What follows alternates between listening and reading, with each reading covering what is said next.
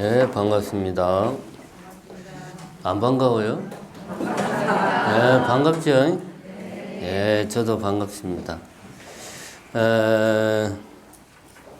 숫자가 많아가지고 앉아서 하면 제 잘생긴 얼굴이 잘 안 보일 것 같아요. 책 볼 때는 좀 앉아있고. 토요일 날 시타르타들 보신 분들 많지요? 네. 오늘 이제 진도가 깨달음 이후 과정이 이제 진도가 나가는데, 이제 시타르타 관람도 교육의 연장입니다. 여러분들은 그걸 보고 어떤 것들을 느꼈는지는 모르겠으나, 또 여기서 한 명씩 돌아가면서 감상을 이야기해 보세요 하기는 숫자가 너무 많아서 곤란하고, 저는 그걸 21년도인가 봤어요. 봤는데 아마 내용은 크게 다르지 않을 겁니다. 제가 기억하기로는 이제 고타마 시타르타가 출가를 해서 이제 고행 끝에 올바른 깨달음, 정각을 얻기까지의 과정이 이제 뮤지컬 시타르타 가 담고 있는 내용입니다. 맞죠? 네. 그 이유는 없죠. 그 시타르타에서는 안 다루고 있습니다. 깨달음 이유는 별로 이제 재미가 없다고 판단을 했겠지. 저는 이제 그걸 보면서 그때 제가 느꼈던 거는 뭐냐면, 물론 이제 시타르타 우리가 부처님의 일대기를 보면 그 깨달음 과정에 대한 묘사들이 나오는데, 그 뮤지컬 시타르타를 보면 제 기억으로는 그래요. 고타마 시타르타라는 수행자가 열심히 수행을 하는데 중간에 내가 이렇게 수행을 하면 진짜 내가 그렇게 원하는 깨달음을 얻을 수 있나? 이거 한다고 진짜 되는 건가? 이러다가 그냥 괜히 내 목숨만 그냥 버리는 거 아닌가? 내가 이거 잘못하고 있는 게 아닐까? 이런 이제 이 번뇌와 갈등과 회의가 중간에 막 나옵니다. 그리고 뮤지컬 시타르타는 그런 아마 그 쓰신 분은 어떤 수행자 시타르타의 인간적인 고뇌 이런 거를 좀 부각을 시키고 싶었던 것 같아요. 그게 좀 드라마틱하니까. 근데 실제 부처님 일대기에는 이제 그런 것들이 안 나오거나 아니면 좀 설화적으로 표현이 되고 있는데 관점이 좀 다르죠. 저는 그걸 보면서 이제 옛날에 선방 다닐 때, 저는 선방을 한 6년 정도 이제 다녔는데요. 선방을 한 3년 정도까지는 이제 어떻게 하면 화두를 들 수 있나, 그런, 나름대로 열심히 뭔가를 막 해보겠다고 이제, 뭔가가 좀 될 것 같은 착각에 막 빠져가지고, 야, 이러다가 진짜 도인 되는 거 아닌가, 이제, 내가 뭔가가 되면 어떻게 해야지, 이런 쓸데없는 망상을 피면서 한 3년을 보내다가, 그다음부터는 이게 진척이 없는 거예요, 공부가. 앉아있어도, 뭐가 이게 되는지, 안 되는지, 뭐가 눈으로 보이는 게 있어야 되는데, 그래서 이렇게 하면 진짜 깨달음이 오기는 오는 건가? 뭐가 좀 변하기는 변한 게 있나? 아무리 봐도 내가 봐도 변한 게 없으니까. 그래서 혼자서, 이거 뭔가 좀 다른 연구를 해야 되나?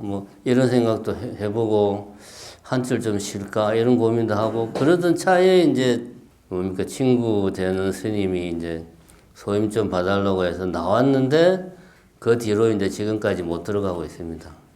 처음에는, 한 1년 정도 쉬었다가 다시 들어가면 수행이 잘 될 거야. 이런 마음으로 나왔는데, 한번 나오니까 다시 컴백하는 게 이게 안 되더라고요.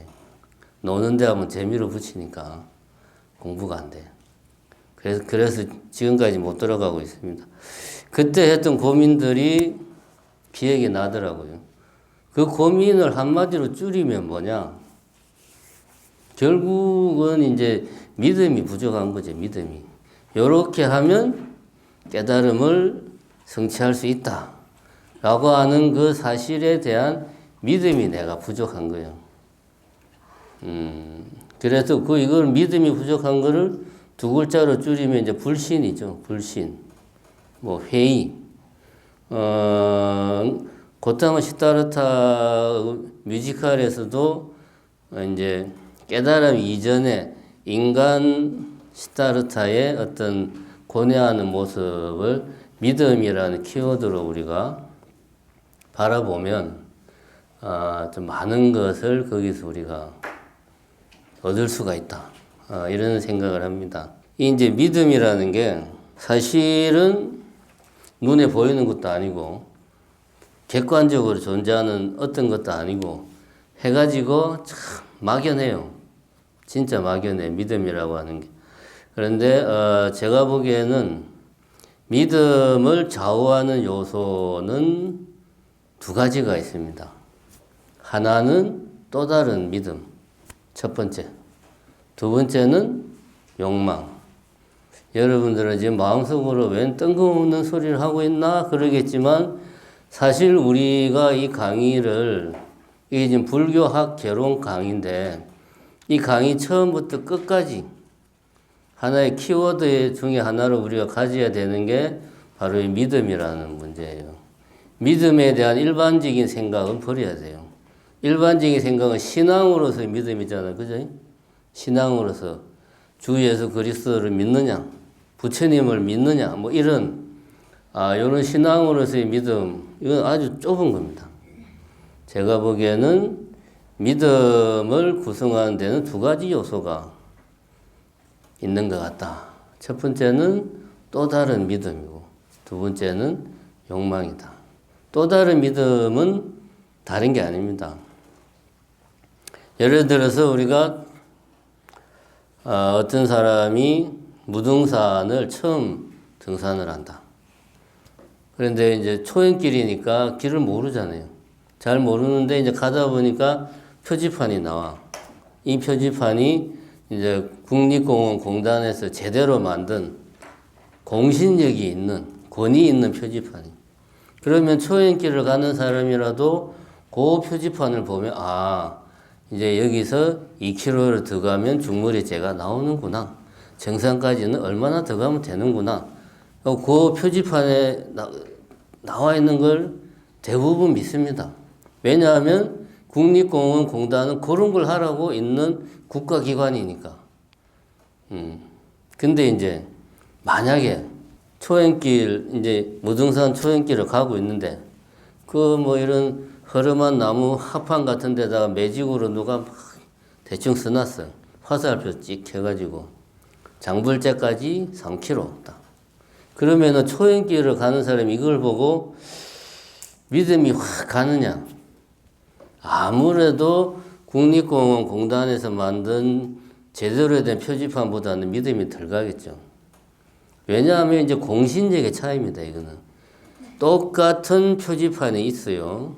이 표지판에 대한 믿음은 또 다른 믿음이 보장을 해주는 거예요. 또 다른 믿음? 예를 들면 누가 이 표지판을 썼는가? 그 표지판을 만든 주체를 내가 믿느냐? 그 주체를 믿지 못하느냐에 따라서 이 표지판에 대한 믿음이 좌우가 되는 거예요. 같은 맥락에서 왜 사람들이 교주 내지는 어떤 교주라고 합시다. 교주에 대해서 신적으로 추앙을 하느냐. 그 교주가 하는 말, 교주의 가르침을 믿어야 돼. 그러자면 그 교주에 대한 믿음이 절대적이어야 돼요. 그죠? 그럼 가장 절대적인 믿음의 대상이 뭡니까?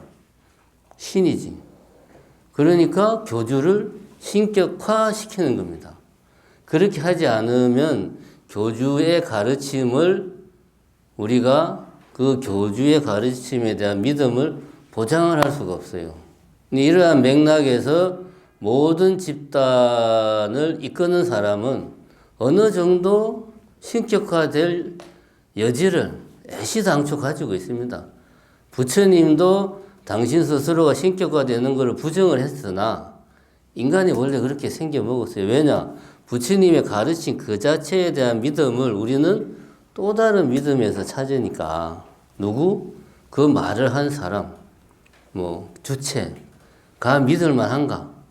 이거를 보고 판단하니까. 그래서 부처님이나 뭐 예수님이나 모하멧이나 이런 어떤 특정한 가르침을 창시한 사람들은 본인의 의지와 무관하게 신적인 존재가 되는 거예요. 그러니까 우리가 부처님의 가르침을 내가 부처님 가르침에 대한 믿음이 내 안에 생기려면 제일 쉬운 방법이 뭐냐? 부처님을 신격화하면 됩니다. 부처님은 전지전능하고 전지전능하다는 말은 모든 것을 알고 모든 능력을 갖추고 있기 때문에 절대로 틀린 일을 하지 않는 사람, 오류가 없는 사람, 완전 무결한 사람. 그렇기 때문에 부처님이 하는 말은 무조건 다 옳은 거죠. 라고 우리가 생각을 하면 부처님 가르침에 대한 믿음이 생기지. 근데 이게 문제가 있습니다. 무슨 문제냐면 우리가 이제 연애를 할 때 처음에 이제 두 사람이 딱 만나면 눈에 이제 불꽃이 막 튀잖아요. 첫눈에 반해. 그래서 눈에 콩깍지가 씌어가지고 보고만 있어도 좋아. 내 친구가, 내 여자친구가 세상에서 제일 이뻐. 김태희보다 더 이뻐. 이게 얼마나 갑니까? 길어야 3달. 3달 딱 지나면 지나가는 여자들이 다 이쁘게 보여. 콩깍지가 이제 떨어지죠. 그러니까 이런 부처님에 대한 믿음이라든가 이런 감성적인 것들은 꾸준하지 못하고 일관적이지 못하고 오래가지 못하는 경향이 있어요. 처음 부처님 법을 접하고 처음 뭐 이런 사찰에 나와서 뭐 예불 같은 거 참석하고 그런 종교의식을 하면은 이제 거기에 대한 어떤 처음 접했을 때 감흥이 확 올라와가지고 마치 그 처음 연애를 빠질 때 같이 내 안에서 그냥 그런 뜨거운 감정이 확 올라오는데 이게 평생 안 갑니다. 이게 식어요. 요런 문제가 있다. 두 번째 말하는 첫 번째는 이게 이제 또 다른 믿음을 지탱하는 하나의 요소다 하는 거고, 두 번째는 욕망이라는 이야기를 했어요. 만약에 어떤 사람이 이제 아까 무등산 가는 이야기를 했는데, 무등산은 정산을 하는데 나는 정상까지 가고 싶은 생각이 별로 없어. 가고 싶은 생각이 없는데 남자친구가 가자고 해가지고 나는 진짜 산 타기 싫은데 어쩔 수 없이 따라 나왔어요. 가다 보니까 팻말이 나와. 별로 관심이 없어. 정상이 나오면 어떻고 안 나오면 어때? 내 머릿속에는 아이고 빨리 가서 좀 뜨거운 커피 한 잔 마시면서 좀 쉬었으면 이런 생각밖에 없어요. 정상에 대한 욕망이 없는 사람한테는 뭐 무등산 국립공원 공단에서 제대로 된 공신력 있는 팻말을 만드나 동네 사람이 그냥 합판에다 대충 써가지고 낙서하는 식으로 팻말을 만들어 놓으나 관심이 별로 없어요. 거기에 대해서. 그러니까 내가 뭔가에 대해서 믿음을 가지려면 사실은 내 안에 이 뭔가가 가리키는 그 무엇에 대한 욕망이 있어야 돼요. 욕망이 없으면 믿음도 안 생깁니다. 그러니까 우리가 이제 선방에서 공부할 때 보면 여기서 이제 공부한다는 말은 이 수행할 때 보면은 차라리 앉아서 딴 생각하고 망상 피는 게 더 낫다고 그래. 조는 것보다. 졸면은 아무것도 안 돼요. 죽비 치는 그런 스님들 있어요. 죽비 치는 순간 기가 막히게 그때부터 자. 앉아가지고. 그냥 끝날 때 죽비 치면 기가 막히게 또 깨요. 이런 스님들은 앉아있을 필요가 없어요. 오히려 앉아서 망상이라도 피면 그 에너지가 있잖아요. 그 에너지로 가끔 가다가 쓸데없이 화두가 들릴 때가 있어. 자기 의지와 무관하게 잘못해가지고 헛다리 짚어가지고. 그럼 그렇게라도 하면 아 이렇게 공부하는 거구나 하는 걸 접할 수 있는 기회라도 있는데 앉아서 졸기만 하면 그런 기회도 없어요. 그러니까 욕망이 있어야 믿음도 있는 겁니다. 요 두 가지가 사실은 이 믿음이라고 하는 것은 뭐 종교적인 신앙 이런 것만 말하는 게 아닙니다. 어떤 뭐 정치적인 신념, 내 자신의 삶에 대한 가치관, 뭐 내 직업에 대한 뭐 생각 이런 것들을 다 포괄하는 거예요. 그런 믿음에는 이 두 가지 요소가 있다. 이걸 우리가 명심을 할 필요가 있습니다. 근데 이제 곧다마 여기서 우리가 이제 차별화를 하기 위해서 깨닫기 이전에는 부처님이라고 말하면 우리가 헷갈리니까 고타마 시타르타 같은 경우는 우리가 그 일대기를 자세히 보면 이렇게 나옵니다. 여러 스승을 찾아다니면서 수행법을 다 섭렵을 해요.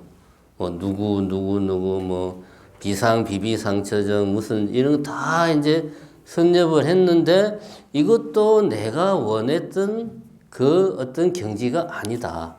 이 이상의 뭔가가 있는데 그게 뭘까 해서 더 이상 내가 가르침을 받을 수 없는 스승이 없구나 내 주변에. 그래서 이제 6년 동안 본격적인 고행을 시작을 한 거죠. 고행을 시작을 했는데 아무리 해도 죽음 직전에까지 갔는데도 깨달음 비슷한 거는 경험을 못한 거예요. 그러니까 고타마 시타르타라는 수행자가 아 이거 아니구나. 왜냐? 죽음 직전까지 갔으니 죽으면은 깨달아봐야 아무 소용 없잖아요. 그래서 이건 아니다. 라고 판단하고 고행을 포기하고 나와서 수자타가 주는 우유죽을 먹고 몸을 체력을 보강한 뒤에 보리수 나무 아래서 이제 고행이 아닌 다른 이거는 내 육체를 어떻게 하는 방향으로는 안 되는 거구나. 내 마음을 어떻게 뭔가 해야 되겠구나. 라는 생각으로 어릴 때 뭐 농경제에 했던 그 경험을 떠올리면서 자기가 수행 방법을 만들어 나간 거죠. 쉽게 말하면은. 그래서 그렇게 해가지고 어쨌든 깨달음을 얻은 겁니다. 그러니까 고타마 시타르타 같은 경우는 믿음을 가질 쉽게 말하면 표지판이 없었어요. 그죠? 그러니까 나는 영원한 행복의 길로 가고 싶어. 그 표지판을 그동안 몇 개의 표지판을 보고 비슷한 데까지 갔는데 더 이상의 표지판이 없는 거예요. 그래서 본인이 스스로 개척을 한 거죠. 본인이 스스로. 그러니까 오히려 믿음이라기보다는 의지의 문제로 부처님 일대기를 보면 꼭 내가 깨달음을 얻어야 되나. 이렇게 내 목숨을 걸고 수행을 하면서까지 깨달음을 내가 얻어야 되나? 뭐, 요런 갈등을 했을 수는 있죠. 요것이 이제 부처님 일대기에 보면 이제 이 마왕이 등장을 해가지고 자기의 딸들로 유혹을 하고 그것도 안 되니까 뭐 전륜성왕의 지위를 주겠다. 뭐 이런 식으로 이제 유혹을 하는 것들이 이제 그런 내용들입니다. 제가 하고 싶은 이야기는 우리가 이제 믿음이라는 문제를 이성적인 거하고는 좀 별개로 우리가 감성의 문제로 생각하는데 꼭 그렇지만은 않다. 믿음이라는 것은 사실은 우리가 깊이 잘 생각하고 합리적으로 검토하는 부분이 상당히 많이 필요하다. 이 믿음에는 두 가지 요소가 있다. 하나는 또 다른 믿음이고 하나는 내 안의 욕망이다. 욕망이라는 것은 내가 뭔가를 하게 하는 힘이고 또 다른 믿음은 그러한 나의 행동에 대한 일종의 뭐 보증수표 같은 거죠. 요거를 우리가 명심을 하고 한번 부처님 일대기 깨달음 이후의 과정을 한번 봅시다. 자, 이제 62페이지 보면 제일 밑에서 세 번째 줄. 이 가르침은 힘이 들고 미묘하며 심오하고 난해하며 미세하다. 어둠에 덮인 채 쾌락에 물든 이들은 결코 이를 이해할 수 없다. 그러니까 이제 당신이 깨닫고 나서 보니까 내가 깨달은 내용이 너무 난해하고 심오한 거예요. 하기야 당신이 목숨을 걸고 수행한 결과 얻어낸 거기 때문에 충분히 그럴 수 있습니다. 그러면 이제 여기서 우리가 뮤지컬 고타마 시타르트에 나오는 의문을 가질 수 있죠.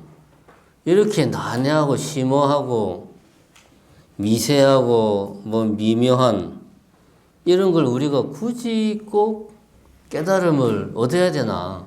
이거 안 한다고 해서 인생이 어떻게 되나? 이거 꼭 해야 되는가? 이런 생각을 할 수가 있습니다. 이런 생각을. 근데 이제 제가 방금 전에 믿음의 문제를 이야기했죠. 믿음을 구성하는 건 두 가지 요소가 있는 것 같다. 요거는 어디 제가 무슨 책을 보고 정리한 게 아니고 제가 그런 생각을 한 겁니다. 왜냐하면 우리는 직업상 믿음의 문제를 고민을 안 할 수가 없는 직업이잖아요. 그래서 그런 두 가지가 있는 것 같은데 두 번째 문제, 욕망의 문제. 욕망의 문제가 사실은 믿음에서 큰 부분을 차지합니다. 그러니까 내가 여기서 말하는 불교에서 깨달음과 관련된 욕망은 다른 게 아닙니다. 우리가 살고 있는 이 사바세계가 고통으로 완전히 뒤덮여 있구나. 이 고통에서 벗어나고 싶다. 욕망이죠. 하고 싶다. 욕망이지. 이 고통에서 벗어나고 싶다는 욕망이 없으면 자연히 믿음도 크지가 않죠. 믿음이 크지가 않으면 열심히 부처님 가르침에 따라서 뭔가를 하고자 하는 노력의 힘도 크지가 않겠죠. 그럼 열심히 노력하는 게 별로 없으니까 얻는 것도 별로 없겠죠. 얻는 게 별로 없으니까 그럼 해봐야 별 거 없네. 굳이 할 필요 있나? 해서 다시 한 번 더 자기가 확인을 하고 인생은 노세 젊어서 노세 한 번밖에 없는 인생 열심히 살다 가는 거야. 이러고 그냥 끝나는 거예요. 출발은 우리 안에 이 사바세계의 고통을 내가 벗어나고 싶다는 욕망, 이것을 내 안에서 이끌어내는 게 사실은 불교에서 말하는 발심이다. 마음을 낸다. 발심, 마음을 내는 게 다른 게 아닙니다. 부처님에 대한 믿음을 키우고 그런 측면도 있어요. 근데 그것보다 더 중요한 것은 이런 우리 현실에 대한 고통, 내 삶 자체가 고통이구나 라고 하는 자각에서 출발한다. 결국 부처님 가르침에 대한 믿음은 현실에 대한 자각을 얼마나 내가 스스로 통렬하게 하는가, 여기에 좌우된다. 이렇게 해서 수행을 하다 보면 부처님의 가르침이 이게 참 좀 표현은 그렇지만 이 양반 정말 대단한 양반이구나. 어떻게 이런 생각을 할 수가 있었지 하면서 자연스럽게 존경심이 생기는 거예요. 자연스럽게. 이렇게 생기는 존경심이 쌓이고 쌓여서 부처님에 대한 믿음으로 되는 거고, 그러한 믿음이 부처님 가르침에 대한 어떤 확고한 신념이라고 하는 것은 믿음 중에서 신자에다가 생각할 염자가 붙잖아요. 믿음을 가지는데 확고한 내 생각으로 믿음을 가지는 거예요. 이게 왜 옳은지를 내가 지금 저처럼 몇 시간 동안 막 떠들 수 있는 정도로 확고한 믿음을 가지는 게 신념이라고 말하는 거죠.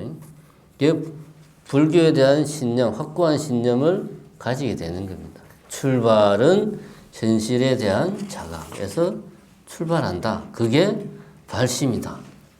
근데 사실은 제일 힘든 게 발심입니다. 이 발심이 잘 안 됩니다.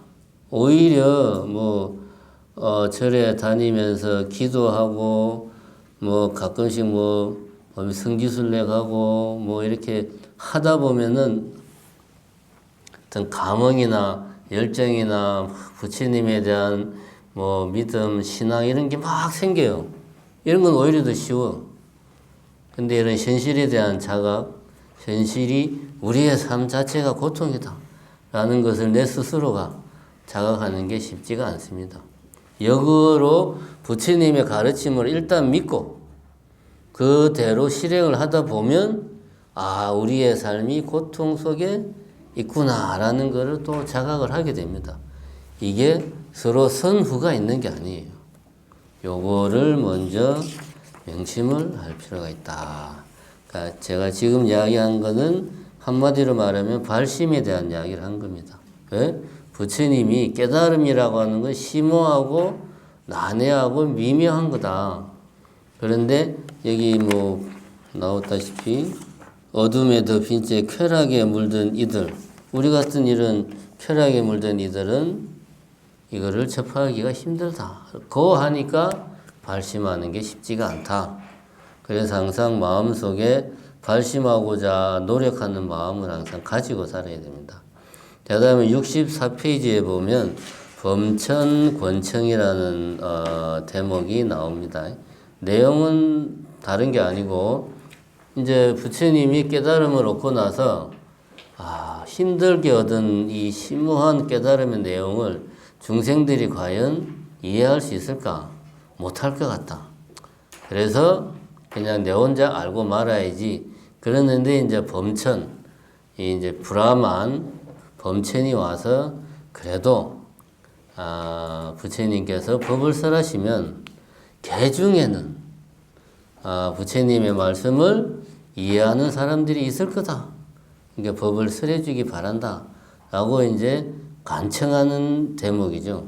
요거는 실제로 브라만 제석천왕, 우리나라 말로 번역해서는 이제 제석천왕이라고 그러는데, 브라만 천신이 와서 이렇게 말을 하진 않았을 거고, 부처님 내부에서 한 생각을 이렇게 이제 문학적으로 밖으로 드러내 표현을 한 거죠. 그게 마음 한쪽에서는 굳이 이 어려운 걸 내가 사람들에게 가르칠 필요가 있을까? 라는 생각을 하고, 다른 한쪽에서는 아니야. 그래도 알아듣는 사람이 있을 거야. 이 두 가지 생각이 서로 부딪혀서 어느 생각이 더 우세하게 됐느냐 하면은 그래도 자비심을 가지고 한 명이라도 알아듣는다면 내가 법을 설하는 게 올바르지 않겠냐라고 해서 이제 법을 부처님께서 설하기로 결심을 하죠. 자, 여기에서 이제 우리가 알아야 될 게 뭐냐 하면, 불교에서 진리는 곧 자비심하고 일맥상통합니다. 왜냐하면 불교에서 말하는 진리는 이제 연기법을 말하는데, 연기법은 따지고 보면 이 세상은 나다, 너다 이렇게 나누어진 게 아니다. 내가 따로 있고 너가 따로 있는 게 아니다. 이게 이제 어떤 연기법의 진리의 내용인데, 이런 관점에서 보면 다 나요. 다 나니까 당연히 그 안에서는 너와 나의 구별이 없으니까 모든 중생들에 대한 자비심이, 모든 중생이 다 남이 아니고 나니까 그 모든 중생들에 대한 자비심이 자연스럽게 일어나는 겁니다. 불교에서 진리는 곧 자비심과 같은 말이죠. 진리는. 그래서 부처님이 깨달았기 때문에 법을 설하는 것은 당연한 결론이죠. 왜냐? 진리는 자비심이니까. 자비심이 있다면 어둠 속에서 고통스러워하는 중생들에 대한 연민의 마음 때문에 그냥 넘어갈 수가 없는 거죠. 어떻게 해서라도 내가 저 중생들을 제도를 해야 되겠다 하는 그런 마음으로 만약에 제대로 깨달았다면 법을 설할 수밖에 없는 거죠. 그렇게 우리는 이해를 해야 되겠다. 이게 이제 범청, 권청의 이야기입니다.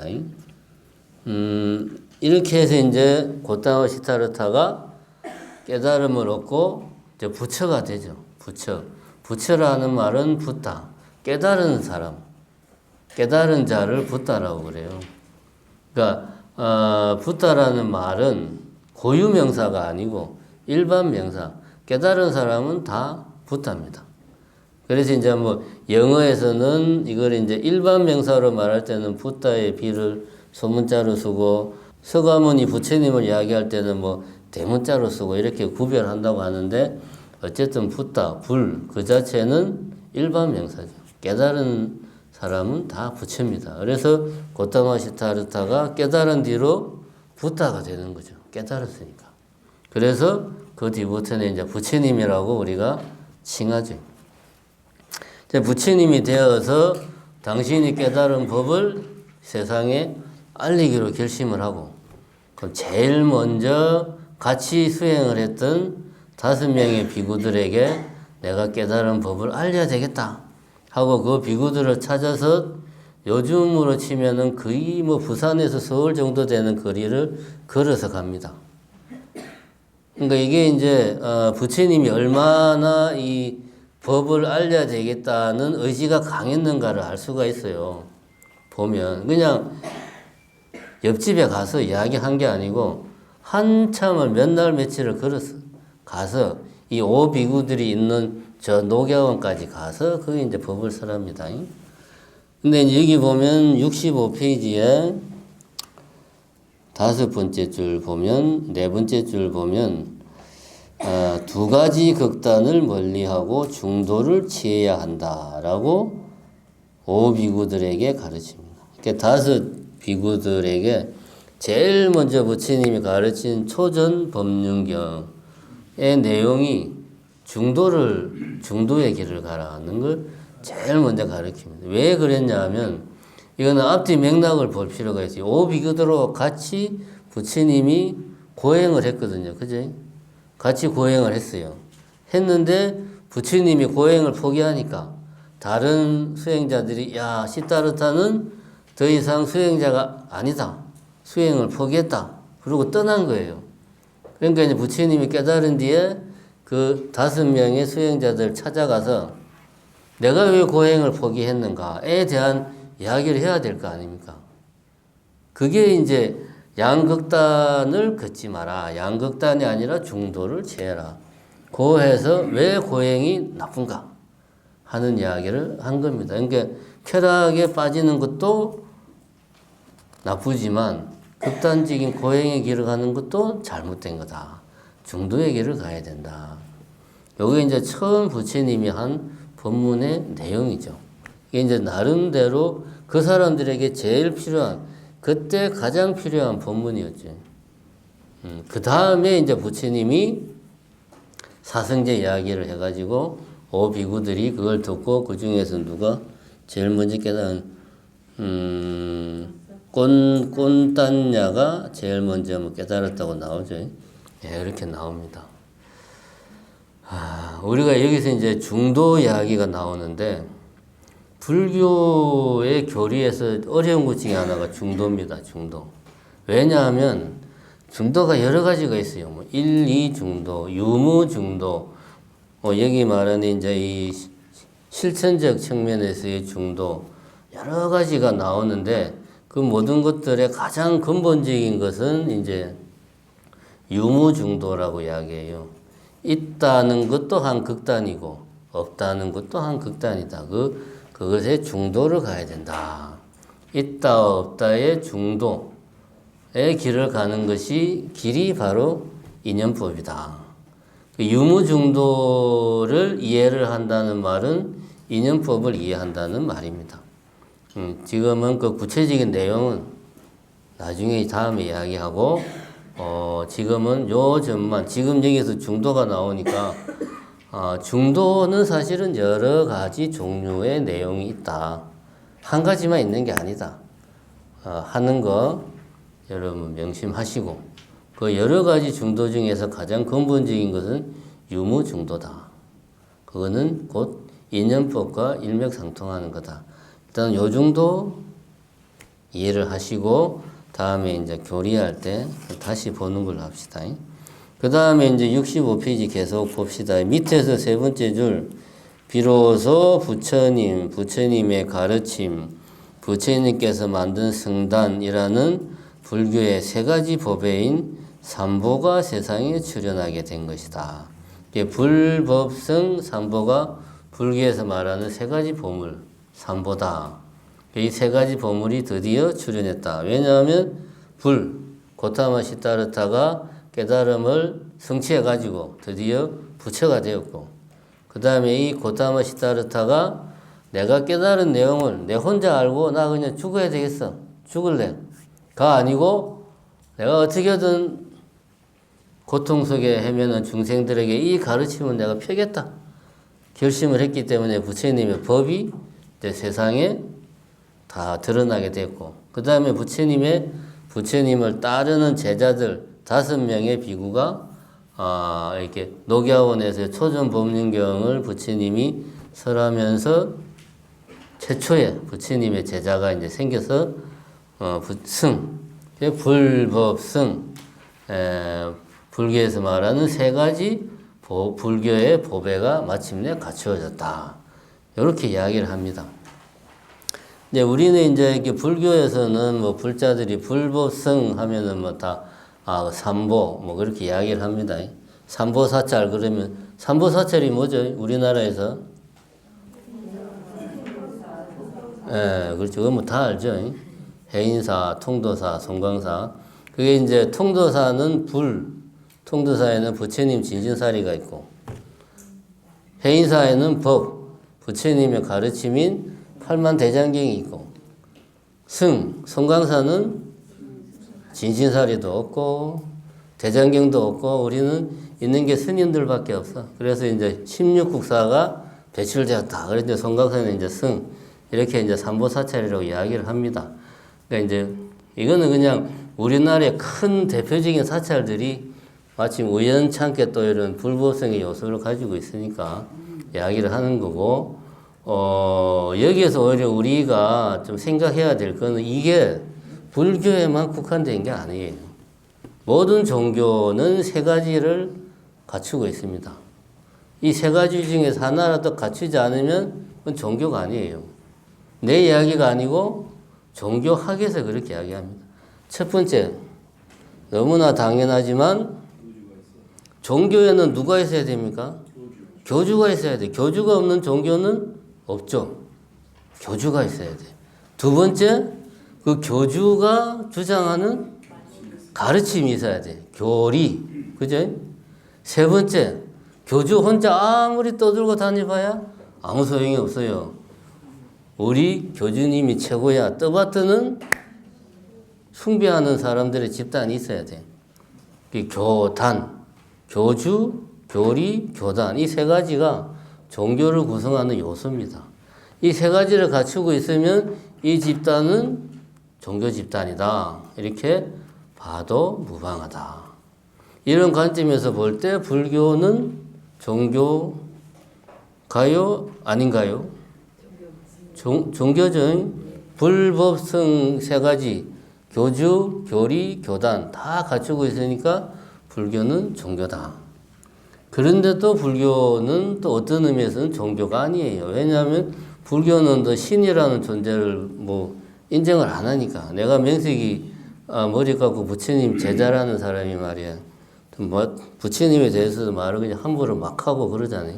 이렇게 하면 안 되지만 뭐 또 안 된다는 법도 없어요. 불교에서는. 치문에 보면 그런 말이 나옵니다. 무릇 장부는 이 열애가 간 길이라도 내가 볼 때 틀렸다 그러면 그 길은 가지 않는 게 장부다. 라는 말이 나와요. 그게 이제 치문, 서문 제일 앞에 나옵니다.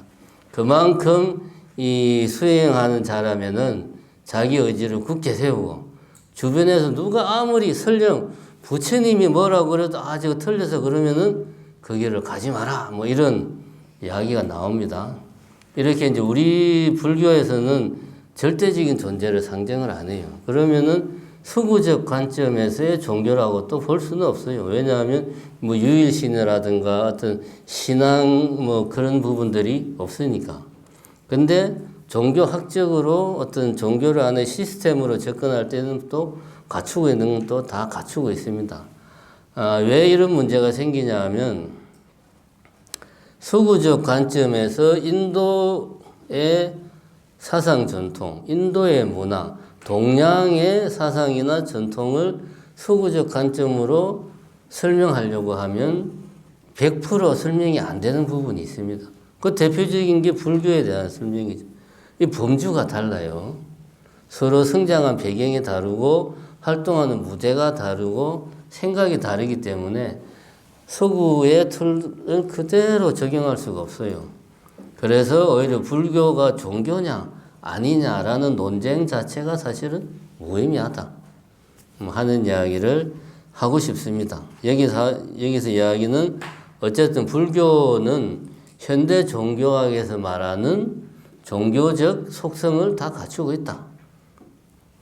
그래서 불교는 종교다. 이렇게 말할 수 있습니다. 당연히 불교는 종교죠. 그 다음에 여기 뭐 자주 나오지만 뭐 강과 강이라는 표현이 나오는데 강과 강은 우리가 이제 아는 흔히 쓰는 말로는 겐지제 강을 말하는 거예요. 겐지제 강. 인도의 겐지제 강이 이제 히말라야 쪽에서 흘러서 이제 동쪽, 저 이제 어딘 방글라데시 벵골만 쪽으로 빠지는 게 겐지제 강이고 서쪽으로 빠지는 게 이제 인더스 강이고 인도를 영어로 이제 인디아라고 그러잖아요. 인디아. 그 말의 유래도 인더스 강에서 나왔어요. 인더스 강에서 인더스 강이 있는 땅. 그래서 인디아라고 하는 말이 나왔다고 합니다. 이게 강과 강은 겐지즈 강을 말한다. 자, 그 다음에 67페이지로 넘어가 봅시다. 네 번째 줄에 보면 두 번째 줄에 이들 대부분이 바라나시와 그 주변의 부유한 상인들의 아들이라는 점에서 도시 상인 계층이 불교 성단의 든든한 후원자가 된다. 이제 이런 말이 나옵니다. 왜 불교가 상인 계층과 긴밀한 유대관계가 형성이 되었느냐? 왜 상인 계층이 불교의 든든한 지지 기반이 되었는가? 요거는 한번 생각해 볼 필요가 있습니다.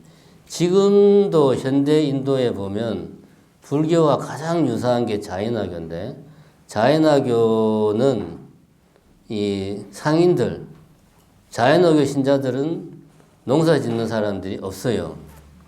왜냐하면 농사를 지으면 본의 아니게 살생을 해야 돼요. 농사를 지으면서 벌레도 죽이고 해야 되잖아. 그럼 자연화교 교리에 안 맞아. 그러니까 자연화교 신자들은 농사를 못 지어. 그러니까 할 수 있는 게 상업, 장사하는 것밖에 없어요. 그래서 자연화교가 돈이 많아요. 또 사람들이 이 지식 수준도 높아. 그래서 인도 내에서 수백만 명밖에 안 되지만 인도 경제에서 나름 역할을 하는 게 또 자연화교입니다.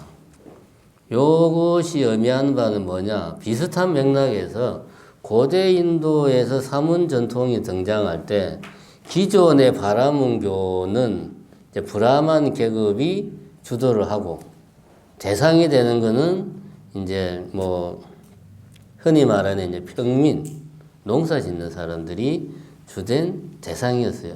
우리가 저번 시간에도 이야기했지만 바라문교가 하는 게 그거 있잖아요. 하늘에 제사를 지내가지고 농사 잘 짓게 해주세요. 비 오게 해주세요. 뭐 풍작이 들게 해주세요. 이게 뭡니까 이게. 자연의 순환에 의지하는 거는 상업이 아니죠. 자연에 의지하는 거는 농업이지.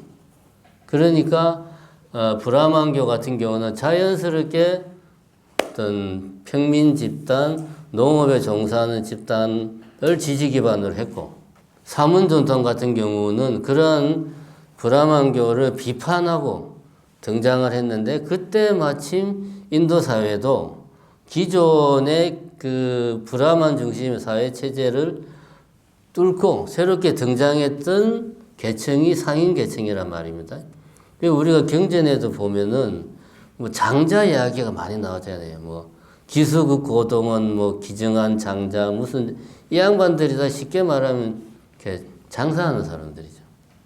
그러니까 신흥 계층으로 등장했던 사람, 그 계층이 이제 상인 계층이고, 사문 전통도 기존의 브라만교, 바라문교 전통을 비판하고 등장했으니까 두 사람들 간에, 두 집단 간의 이해관계가 맞아떨어진 거죠. 불교도 같은 맥락에서 상인 계층에 상당히 어필을 한 거죠. 불교도. 그래서 여기 이제 이렇게 처음에 50명의 제자가 부처님 밑으로 들어왔는데 이 집단들이 그래서 농사 짓는 사람들이 아니고 부유한 상인의 자제들이었다. 이제 뒤에 보면 부처님이 우리가 금강경 보면 부처님 제자가 몇 명이라고 나옵니까? 금강경에 1250명이라고 숫자가 딱 명시되어 있거든. 그러면은 부처님 당시에 그러면 출석을 다 체크해가지고 1250명 기록을 했냐? 그게 아니고 부처님 일대기에 보면 대표적인 교화 사례가 나와요. 첫 번째가 여기 이제 처음 50명의 이제 그 뭡니까 장자들의 뭡니까 자제들을 이제 제자로 받아들였다. 50명. 그 다음에 불을 숭배했던 카샤파 삼형제의 제자 1000명을 부처님이 몽땅 통째로 홀라당 다 자기 밑으로 이제 이렇게 다 받아들였어요. 어떻게 했냐면은 카샤파 삼형제의 그 집단에 가가지고 말빨로 이제 게임을 끝내버린 거지. 이 집단들은 불을 숭배하니까 부처님이 법문을 할 때 처음에 시작을 이렇게 한 거예요. 모든 것이 불타고 있다. 이러니까 이제 신도들이 뿅 간 거지. 야, 멋있다. 그래서 1000명이 다 부처님 제자가 된 거죠. 그럼 1050명. 나중에 이제 부처님의 이제 양대 상수 제자가 두 분이잖아요. 사리불하고 목련존자하고 두 분이 이제 부처님의 이 왼팔과 오른팔 역할을 한 두 제자가 계신데, 이 두 분이 원래 누굽니까? 산자양과 무슨 뭐 회의론자 그 밑에서 공부를 했는데 이 두 제자가 부처님한테 기일을 하면서 또 200명이 또 그쪽으로 그게 나와서 부처님의 제자가 됩니다. 그래서 합치면 1250명의 제자가 되는 거죠. 그래서 실제로 부처님 당시에 1250명이 몰려 다녔다기보다 대표적인 교화 사례의 숫자가 그렇게 합치니까 그렇게 되더라. 그래서 후대에 금강경 같이 대승경전에서 경전을 만들 때 1250인구 뭐 차기지발 입사위 대승글씨 어기성중 어쩌고저쩌고 쭉 나오잖아요. 그게 1250인이 그래서 나온 겁니다. 그 사문 전통들은 이렇게 당시 신흥 새로 부상하던 상인 계층을 지지 기반으로 했다. 부처님도 상인 계층을 지지 기반으로 주된 지지 기반으로 했다. 뭐 이런 이야기를 했습니다. 그 다음에 이제 부처님이 이렇게 이제 1000명의 제자를 이끌고 68페이지에 보면 그런 이야기가 나옵니다. 1000명의 제자를 이끌고 마가다국을 향해서 쫙 가니까 마가다국의 왕이 저 무리의 대장인 고타마 시타라타라는 수행자가 어떤 사람인가? 신하를 시켜서 알아오너라 하니까 이제 신하가 하는 말이 여기 이제 68페이지 밑에서 두 번째 달라 나옵니다. 실로 그분은 존귀합니다. 왜냐하면 그분은 존경받을 만한 분이요. 두루 완전한 깨달음을 얻은 분이며 지혜와 덕행을 갖춘 분이고 잘 가신 분이며 세상을 아는 분이고 위에 없이 높은 분이며 사람을 잘 길들인 분이고 신과 인간의 스승이며 깨달은 분이고 존귀한 분이십니다. 이렇게 이제 이야기를 합니다. 이게 이제 그 유명한 열애시포, 열애를 부르는 10가지 이름. 이제 요거까지만 하고 잠깐 쉬겠습니다. 열에는 글자를 쓰면 이렇게 쓰죠.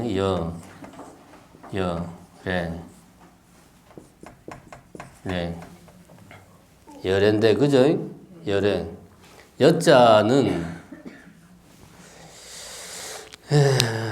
보면 이제 계집 여자하고 입구자죠. 그죠? 계집 여자와 입구. 이게 이제 원래 어원이 제 생각이 아니고 글자가 만들어진 스토리가 그렇답니다. 제가 그렇다는 게 아니고. 여자는 여자는 모름지기. 여기서 이분 누구냐? 아버지, 남편, 아들. 이 하는 말과 같이 생각하고 행동해야 된다. 그러니까 우리가 흔히 말하는 뭡니까? 삼종지도에서 나왔다. 라고 이야기를 합니다. 그러니까 그래서 여자가 뭐뭐와 같이 그런 뜻이죠. 그럼 불교에서 쓰는 여는 무엇과 같이? 진리와 같이. 그러면 여실하면은 진실과 같이. 진실되게. 그러면 여여하게. 여여하다라는 말을 불교에서는 자주 써요. 근데 쓰는데 이 말이 정확한 뜻이 느낌이 잘 안 와. 그래서 불교에서는 여라는 말은 진리와 같다. 그러니까 진리를 완전히 체현했다. 진리 그 자체다. 뭐 이런 의미를 담고 있으니까 여여하다라는 말은 아주 진리 그 자체고 진리 그 자체다. 그러니까 이 사람은 더 이상 번뇌에 흔들리지 않는다. 흔들림이 없다. 굳건하다. 여여하다. 그래서 주로 이제 여여하다라는 표현은 뭐 이제 뭡니까 깨달으신 분이나 부처님에 대해서 이야기할 때 여여하다라는 표현을 씁니다. 여실 하면은 진실과 같다. 실답다. 그런 표현. 그러니까 여라는 말이 나오면 이건 진리다. 진리를 체득했다. 체현했다. 그런 의미로 보면 됩니다. 레는 올레자잖아요. 그죠? 왔다. 그럼 이 말을 그대로 해석을 하면은 어떤 사람이 진리를 완전히 체득을 해서 완전히 체화를 해서 다시 말해서 깨달아가지고 왔다 이거야. 어디로? 우리가 살고 있는 이 고통이 만연한 사바세계로 왔다. 그게 누구다? 열애다. 열애는 깨달아가지고 깨닫지 못한 중생들을 제도하기 위해서 우리들에게 오신 분이 열애다.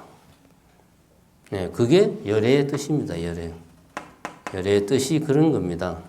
그런데 이제 불교에서 보면 열애는 원어는 이제 타타가타라고 하는데 이 타타가타가 열애도 되고 저도 이제 법문은 공부를 안 했기 때문에 저도 잘 모릅니다. 더 이상 물어보면 저도 이제 할 말이 없는데 여거 두 가지 뜻이 다 있어요.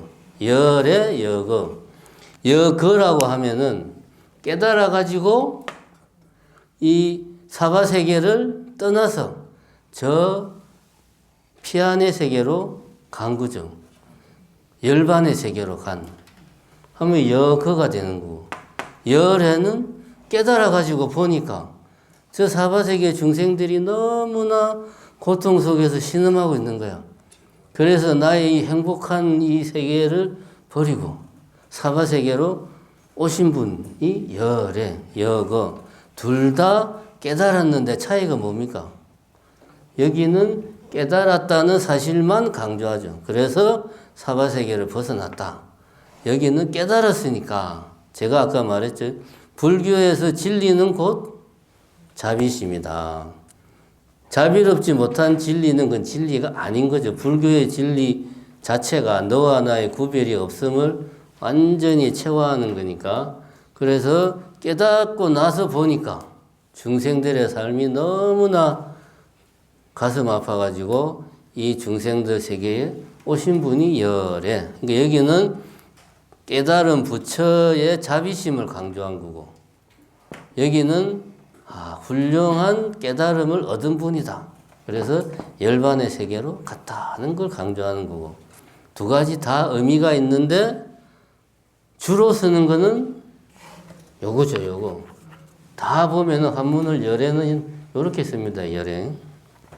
그럼 열애 시포가 아까 열애 시포, 열애 은공, 정변지, 명행조,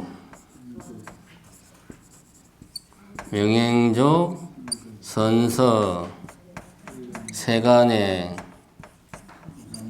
그 다음에 무상사, 조장부, 천인사,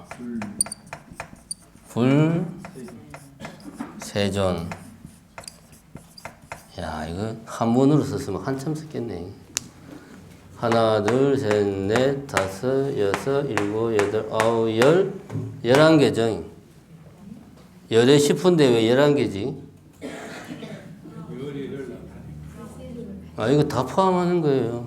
여기서 불세존을 합쳐서 하나로 그냥 하기도 합니다. 또 뭐 다른 것도 합쳐서 하나로 하기도 하는데, 자, 이름을 자세히 보면 여기서 쉬운 것부터 해봅시다. 세존, 세상에서 존경받는 분이다. 세존. 천인사, 이거 원래 한문으로 써야 되는데 그냥 하늘과 사람들의 스승이다. 모든 존재들의 스승이다. 그런 말이죠. 조어 장부, 장부들을, 이렇게 모든 중생들을, 대장부들을 조절하고 제어하는, 모든 중생들을 다스리는, 컨트롤하는 분이다. 조장, 무상사, 위가 없는 선비, 분이다. 가장 위에 계신 분이다. 그런 말이죠. 그 다음에 응공, 응당 공양을 받을 만하다. 밥을 얻어먹을 자격이 있는 분이다. 응공. 그럼 요거 무상사, 조장부, 천인사, 세조는 다 통하는 거죠. 가장 훌륭하신 분이다. 그런 말이죠, 그냥. 쉽게 말하면. 가장 훌륭한 분이야. 그런 말입니다. 제가 이걸 어떻게 이렇게 그냥 다 외우냐 하면 제사 지낼 때 나옵니다, 이게. 그래서 우리는 이제 밥 먹고 맨날 하는 게 요령 흔들면서 제사 지내다 보니까 나도 모르게 외워요, 그냥. 그 다음에, 그럼 요 이제 열애는 제가 지금 이야기했고, 열애가 이제 포함하고 있는 뜻은 깨달은 분이다라는 거. 그래서 자비심을 온몸으로 실천하는 분이다라는 게 이제 여기 있습니다. 요 나머지 선서는 요거는 이제 의역을 한 건데 잘 갔다라는 말이에요. 그러니까 아까 제가 했죠. 깨달아 가지고 열반의 세계로 가신 거예요. 선서. 열애하고 선서는 같은 의미다. 그 다음에 요 세 개가 이제 정변지, 명행족, 세간에. 우선 쉬운 거 세간에. 세상의 모든 이치를 다 이해하는 분이다. 열애가. 그럼 이 말은 예를 들면은 우주에서 암흑 물질에 대해서 부처님께서도 이미 2500년 전에 암흑 물질은 어떠한 것이다. 다 통찰하고 그런 걸 말하는 게 아니고 이 세상의 이치에 대해서 이야기를 들으면 바로 그것을 이해를 하고 인연법에 따라서 그걸 설명을 이제 할 수 있는 거죠. 모든 문제에 대해서 막힘이 없이 설명을 인연법의 관점에서 잘 설명을 하실 수 있는 그런 지혜를 갖추고 있다 하는 말이고, 지식이 엄청 넓어서 그냥 이 세상의 모든 지식을 담고 있다는 그런 말이 아닙니다.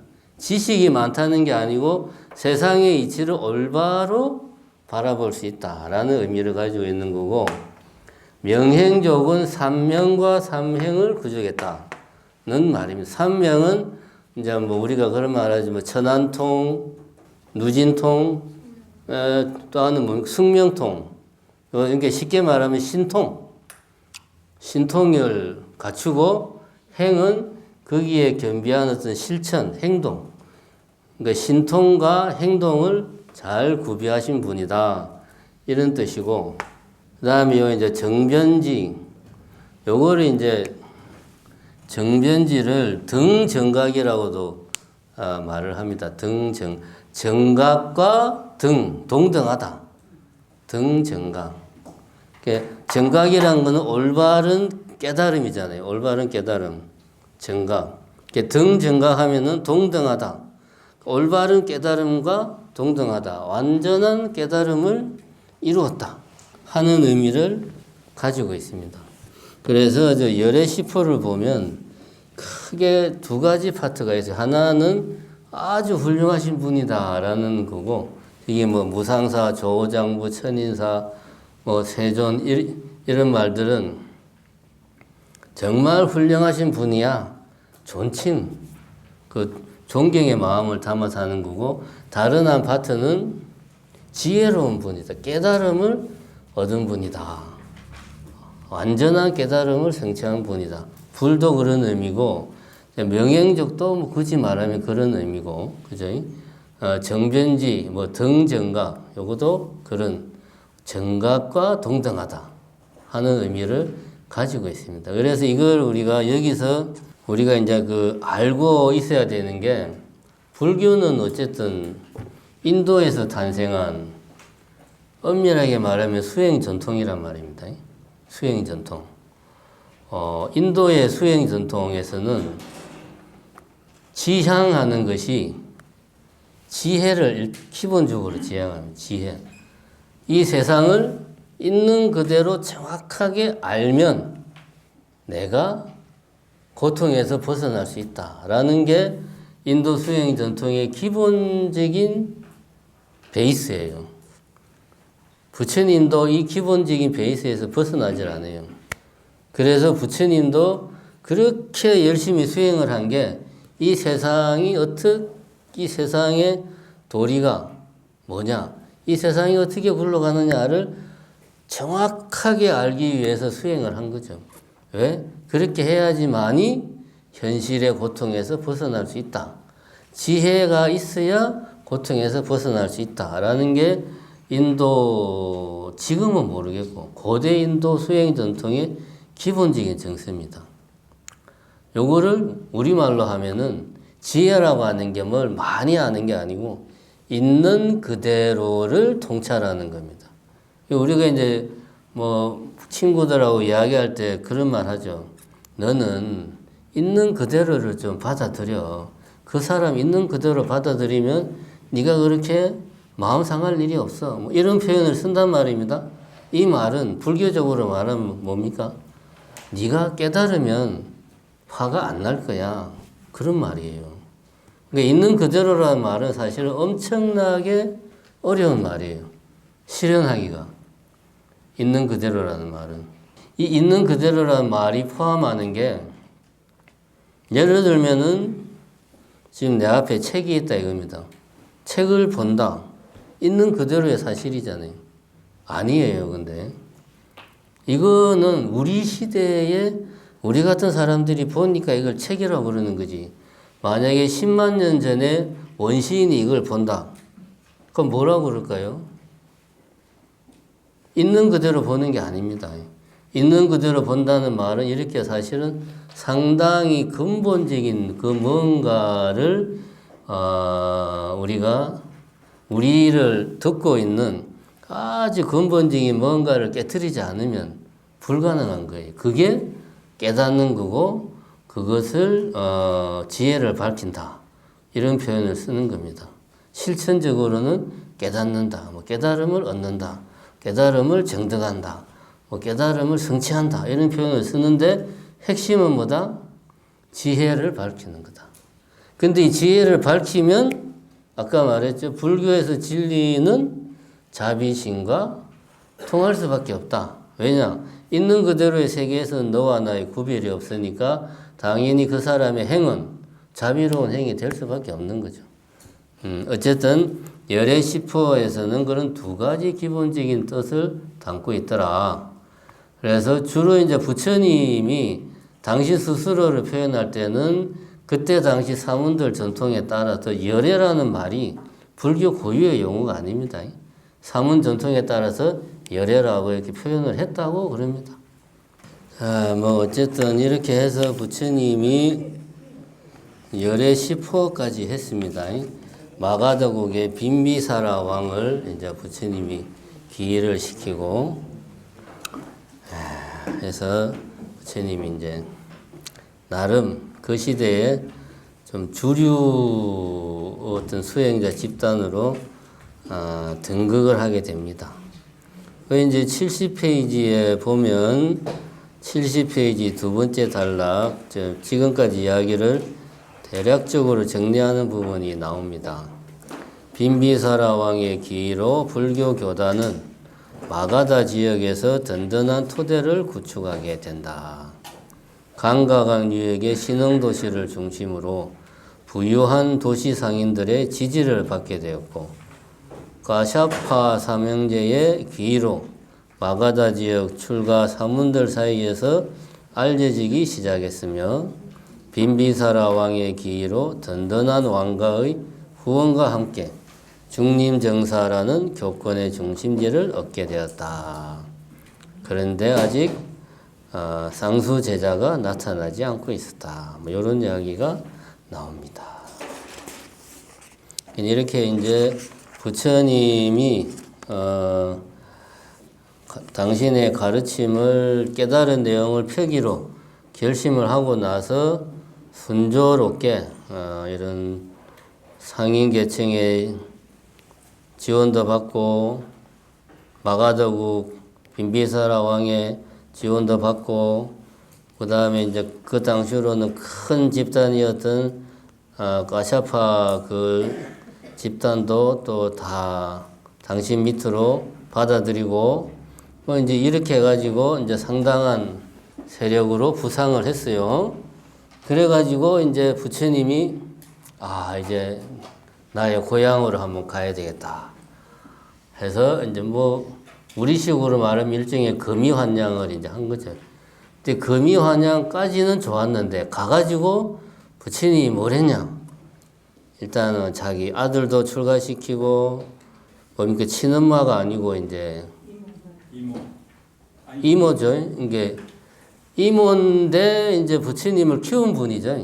뭐 하여튼 그분도 이제 출가를 시키고, 조카들도 다 출가시키고, 그냥 금이환양 해가지고 다 보이는 족족 출가를 시켜버린 거예요, 그냥. 그래서 오죽하면은 이제 그 뭡니까 정반왕이 이러다가 우리 석가족이 멸망하겠습니다. 제발 좀 부처님 자제해 주세요. 뭐 이런 말을 할 정도로 부처님이 출가를 많이 시켰습니다. 여기에서 나오는 이야기는 72페이지 이제 밑에 쪽에 나오는 이야기가 그거죠. 여성들의 출가를 부처님이 허락을 해가지고 마침내 사부대중이 완성이 되게 된다. 사부대중이라면 비구, 비구니, 우바세, 우바이. 비구는 남자 이제 출가자, 비구니는 여성 출가자, 우바세는 정신사, 남자 제가자, 우바이는 정신녀, 여성 제가자 해서 이제 사부대중이 갖추어진다. 해서 명실상부하게 여성 비구니 성단이 만들어짐을 해가지고 명실상부한 교단이 확립이 된다. 뭐 그런 이야기를 하고 있습니다. 이제 여기에서 우리가 이제 알 수 있는 거는 두 가지를 좀 생각해 볼 필요가 있습니다. 첫 번째는 부처님도 할 수 있으면 출가를 통해서 수행을 전념하는 방향으로 1차적으로 부처님도 생각을 한 거죠. 제가자 신분으로 뭘 하는 것보다 여건만 되면 출가를 해서 수행에 전념해라.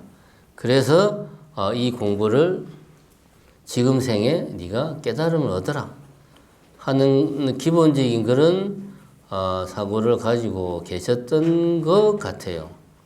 그러면 이때 당시 그 사문 전통의 입각에서 보자면 이때 당시에 출가자들은 이제 지금하고는 좀 다릅니다. 지금 여러분들이 보는 우리나라의 스님들은 실제 여러분들이 접하는 스님들은 거의 대부분 수행만 하는 스님들은 보기가 힘들어요. 왜냐면 볼 일이 없으니까. 그죠? 이게 저 같은 사람, 약간 사이드로 나와 있는, 그러니까 직접적인 수행에만 전념하기보다 뭐 포교라든가 행정이라든가 이런 약간 옆으로 나와 있는 스님들은 좀 많이 접해도 오로지 수행만 하는 스님들은 접하기가 힘들다. 근데 요때 당시 부처님 당시에 이제 수행자, 부처님 제자들은 저 같은 사람은 당연히 없었죠. 뭐 주지를 한다거나 뭐 포교를 한다거나 뭐 이런 스님들은 없었고 다 수행만 했죠. 그때 당시에는 부처님도 뭐 이제 결제 중에는 부처님도 이제 수행을 하셨고 다 수행만 했어요. 지금하고는 좀 다릅니다. 우리만 그러냐? 그나마 대승불교에서 보면 불교 전통이 남아있는 데가 티베트하고 그 다음이 우리나라예요. 대승불교에서는. 티베트는 또 대승불교라고 보기에는 조금 다릅니다. 대승불교긴 한데 그게 따로 또 한 분파예요. 어쨌든 좁은 의미의 대승불교 그러면은 우리나라가 그래도 가장 수행 전통이 많이 남아있어요. 중국, 일본 이런 데 비교하면은 우리나라 그래도 수행자들이 많습니다. 거의 남방불교만 해도 우리가 알기로는 그게 스님들도 많고 보면 그렇게 알고 있는데 정서가 다릅니다. 지금 뭐 미얀마라든가 태국 같은 데 보면은 출가를 예를 들면 남자 같은 경우는 마치 출가를 한번 해야 좀 사람 구실을 한다. 이런 정서가 있어요. 그러면 출가라면 평생 결혼도 안 하고 스님으로 사냐? 그게 아니고 마치 우리로 치면 군대 갔다 오듯이 젊은 시절에 20대 초반에 출가를 해서 뭐 한 6개월, 뭐 몇 달, 뭐 1년 스님 생활을 하면 다시 사회로 돌아오면 이제 뭐 취직도 잘 되고 쉽게 말해서 사람 대접을 받는 거예요. 근데 그런 걸 안 하면 쟤는 문제가 있는 애야. 마치 우리로 치면은 부모 잘 만나가지고 뭡니까 군대도 안 가고 막 이런 비슷한 케이스가 되는 거죠. 지금 남방불교에서는 출가를 많이 하는데 의미가 부처님 당시에 출가하고는 조금 다릅니다. 또 지금 남방불교 이제 아주 전형적인 게 미얀마인데 미얀마 같은 경우는 남자 같은 경우는 출가를 여러 번 해요. 어릴 때도 하고 그러니까 우리로 치면은 애들 방학 때 여름 캠프 보내듯이 뭐 특정한 때가 되면 애를 출가를 시켜요. 그래서 우리가 미얀마 같은 데 가면 어린 스님들이 많아. 그럼 걔들이 부모가 없는 애들이 아니에요. 가정이 다 있고. 그리고 이제 출가할 때 집에서는 잔치를 해요. 크게 잔치해가지고 우리 애가 출가한다고. 그래서 뭐 예를 들면 뭐 한 달 이런 식으로 마치 여름 캠프 가는 느낌으로 그렇게 출가를 여러 번 합니다. 뭐 우리로 치면 초등학교 때, 뭐 중학교 때, 고등학교 때 이런 식으로 하고 이제 나중에 커서 또 이제 한 번 또 하고 이렇게 했는데 나는 평생 스님으로 사는 게 좋을 것 같아 하면은 이제 그때부터는 이제 본격적인 출가자의 길을 가는 거고 그게 아니면 이제 사회로 돌아와서 이제 사회생활 하는 거죠. 그래서 스님이 많아요. 그러니까 부처님 당시에 출가하고는 소승이나 대승이나 느낌이 조금 다릅니다. 그거를 우리가 알고, 그러니까 부처님이 이때 아들을 출가시킨 거는 말 그대로 내가 경험해보니 이 길이 가장 행복으로 가는 길이다. 너도 내가 간 길을 따라서 가면 네 인생이 가장 행복해질 수 있다라는 확신이 있으니까 당신 자식도 출가를 시킨 거죠. 그래서 뭐 친척, 뭐 엄마, 이모 다 출가를 시키잖아요. 그런 의미가 있다. 지금 스님들은 불교가 등장하던 당시에 출가자 로스의 스님도 물론 있지만 그 외에 어떤 성가사회를 유지하고 성가사회를 뭐 알리고 불교를 알리는 이런 그 외에 여러 가지 역할을 하는 스님들도 많이 있다. 이걸 여러분들이 헷갈리면 안 됩니다. 뭐 출가자는 24시간 마치 뭡니까 이 불교 경전에 나오듯이 수행만 하는 사람 이렇게 생각하면은 저는 출가자가 아니죠. 오늘도 사실 내가 뭐 수행한 게 뭐 예불한 거 말고는 특별히 없는데 그렇게 따지면 그 점을 일단 머릿속에 입력을 해 놓을 필요가 있다. 그 다음에 이제 부처님이 보면은 그때 당시 인도의 가장 큰 강대국이 이제 마가다국과 여기 73페이지에 코살라국 두 나라가 있었는데 두 나라 왕이 다 부처님한테 귀의를 해요. 그래서 마가다국 같은 경우 뭐 중림정사, 코살라국은 뭐 기원정사 이런 것도 있고 해가지고 어쨌든 이 말은 뭐냐면 불교가 부처님 살아 계시던 당시에도 그때는 주류로 상당한 영향력을 발휘하고 있었다. 불교가. 그래가지고 실제로 부처님이 돌아가신 뒤에 한 300년 정도 뒤에 우리가 잘 아는 누굽니까? 아쇼카 왕이 이제 인도를 통일을 합니다. 아쇼카 왕이 인도를 통일을 하고 그 뒤에 불교에 기이해가지고 통일된 인도를 불교 국가로 만들죠. 그래가지고 아쇼카 숙주를 이제 막 전국 각지에 다 세웁니다. 여기서 부처님이 뭘 했으니까 아쇼카 숙주를 세우고 여기서 뭐 했으니까 세우고 이제 거기에서 나온 걸 보고 부처님이 언제 임명을 하시는가를 우리가 이제 추측을 해서 지금이 이제 서기가 2024년, 불기는 거기서 544년을 더하면 돼요. 그러면 얼마입니까? 2568년이죠. 그죠? 2568년. 544년을 더하면 돼요. 그래서 아쇼카 숙주에 나온 기록을 보고 부처님 임멸 시기를 대략적으로 그렇게 그거를 뭐 학술적으로 확인한 게 아니고 세계 불교도 대회에서 정한 겁니다. 그래서 이제 불기를 정한 거예요. 그거에서 알 수 있다시피 부처님 당시나 그 이후 한 몇백 년 정도는 불교가 인도에서 상당한 영향력을 가지고 있었다. 최소한 사문 전통이 뿌리를 내리고 있던 북동부 지역에서는 불교가 주요한 어떤 종교로 자리를 잡았다 하는 것을 우리가 요 내용을 보면은 알 수가 있습니다. 그 다음에 여기 보면은 이제 사실은 기존의 불교 입문서나 이런 데서는 잘 안 나오는 이야기가 여기 이제 나오거든요. 74페이지 부처님의 4가지 기적 이야기가 나오는데, 사실 이런 이야기는 이렇게 4가지 기적 해가지고 이렇게 나오는 경우는 별로 없어요. 각각이 따로따로 뭐 이야기는 나오는데, 요건 아마 이제 남방 전통에서 이렇게 정리를 하고 있는 모양입니다. 저도 사실 이 내용은 여기서 처음 봤어요. 보면은 이제 첫 번째가 라자그리하 기적. 이거는 미친 코끼리 이야기. 두 번째가 사와띠 기적. 요거는 이제 외도를 부처님이 신통력으로 제압했다는 이야기. 그 다음에 이제 78페이지 요 이야기만 잠깐 하겠습니다.